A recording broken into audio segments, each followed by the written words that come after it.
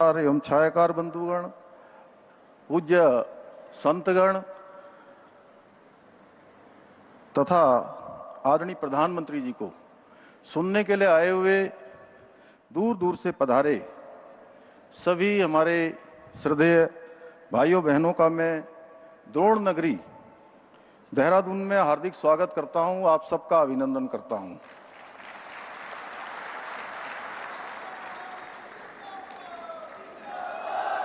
तथा आप सभी को उत्तराखंड राज्य स्थापना दिवस और रजत जयंती पर्व की हार्दिक बधाई एवं शुभकामनाएं देता हूं। मैं आज के इस ऐतिहासिक अवसर पर बाबा केदारनाथ जी, भगवान बद्री विशाल जी, पूर्णागिरी मैया, गोलजू देवता, महासू महाराज सहित देवभूमि के समस्त देवी देवताओं से प्रार्थना करता हूं कि हमारे राष्ट्र ऋषि आदरणीय प्रधानमंत्री जी को सदैव स्वस्थ रखें, उन्हें दीर्घायु प्रदान करें और उनके सक्षम एवं दूरदर्शी नेतृत्व में राष्ट्र इसी प्रकार निरंतर विकास और प्रगति के पथ पर अग्रसर हो। साथ ही में देश की रक्षा के लिए अपना सर्वोच्च बलिदान देने वाले हमारे वीर जवानों एवं उत्तराखंड राज्य निर्माण के लिए अपना सर्वस्व निछावर कर देने वाले सभी अमर बलिदानियों एवं राज्य आंदोलनकारियों को भी श्रद्धापूर्वक नमन करता हूं। यह हम सभी उत्तराखंड वासियों का सौभाग्य है कि आज हमारे राज्य स्थापना के स्वर्णिम 25 वर्ष पूरे होने के ऐतिहासिक अवसर पर हमें देश के यशस्वी प्रधानमंत्री जी का सानिध्य प्राप्त हो रहा है।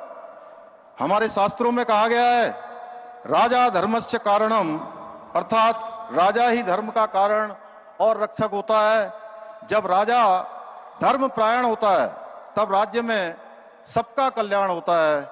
आदरणीय प्रधानमंत्री जी, ये सूत्र आपके दिव्य, प्रेरणादायी और कर्मनिष्ठ व्यक्तित्व का साक्षात प्रतिबिंब है। आज आपके नेतृत्व में देश में असंभव लगने वाले कार्य भी संभव हुए हैं। आपके नाम मात्र से प्रत्येक भारतीय के भीतर एक नई ऊर्जा और उत्साह का संचार हो जाता है, क्योंकि आप उस प्रकाश पुंज के समान हैं जिसकी आभा से आज संपूर्ण विश्व में भारतवर्ष का मान बढ़ रहा है। आपने प्रत्येक भारतीय के मन में यह विश्वास जगाया है कि आज का नया भारत किसी से कम नहीं है। आपके सशक्त नेतृत्व में हमारी तीनों सेनाओं ने ऑपरेशन सिंदूर के द्वारा दुश्मन के जहरीले दांतों को जबड़े सहित निकालकर यह बात पूरे विश्व के सामने स्पष्ट कर दी है। आदरणीय प्रधानमंत्री जी, भारत रत्न परम श्रद्धेय अटल बिहारी वाजपेयी जी के द्वारा पुष्पित और पल्लवित हमारा उत्तराखंड आपके भारतवर्ष को 2047 तक विकसित राष्ट्र बनाने के संकल्प की सिद्धि के लिए, विकसित भारत के लिए, विकसित उत्तराखंड के मंत्र को लेकर एक समृद्ध और आत्मनिर्भर प्रदेश बनने की दिशा में निरंतर अग्रसर है। आज राज्य में सड़क, शिक्षा, स्वास्थ्य, रेल एवं हवाई कनेक्टिविटी, सीमांत क्षेत्रों का विकास सहित सभी महत्वपूर्ण क्षेत्रों से जुड़े इंफ्रास्ट्रक्चर को मजबूत करने के साथ ही आपके मार्गदर्शन एवं सहयोग से लागू की जा रही कई नीतियों और योजनाओं के माध्यम से अंत्योदय के लक्ष्य को साकार करने की दिशा में लगातार काम किया जा रहा है। साथ ही हमारे राज्य ने आपके प्रेरणादायी नेतृत्व में ग्लोबल इन्वेस्टर समिट, विश्व स्तरीय G20 सम्मेलन, बैठकों सहित 38वें राष्ट्रीय खेलों के भव्य आयोजनों द्वारा बदलते उत्तराखंड की सुनहरी तस्वीर को विश्व पटल पर रेखांकित करने का प्रयास किया है। इसके अलावा आपके ही दिशा निर्देशन में हम विश्व आपदा प्रबंधन एवं जलवायु परिवर्तन सम्मेलनों की श्रृंखला के आयोजन द्वारा ग्लोबल वार्मिंग से होने वाले खतरों से निपटने के लिए विशेष नीतियों और कार्यक्रमों की आवश्यकता और ग्राउंड जीरो पर उन्हें लागू करने के लिए भी प्रयास कर रहे हैं। आदरणीय प्रधानमंत्री जी, केदारनाथ की त्रासदी हो, सिलक्यारा टनल हादसा हो, जोशीमठ में भूधसा हो, या वर्षा काल के समय या इस वर्ष हुई भयंकर आपदा हो, समय समय पर आने वाली प्राकृतिक आपदाओं के समय आपने प्रत्येक विपदा के दौरान संवेदनशीलता के साथ उत्तराखंड की जनता का आगे बढ़कर साथ दिया है, हमेशा हमारा उत्साहवर्धन किया है, हमें हमेशा प्रोत्साहित किया है। आपके स्नेहपूर्ण सहयोग और मार्गदर्शन से उत्तराखंड कठिनाइयों से उबरकर एक नई शक्ति, नए संकल्प और नई ऊर्जा के साथ आगे बढ़ रहा है।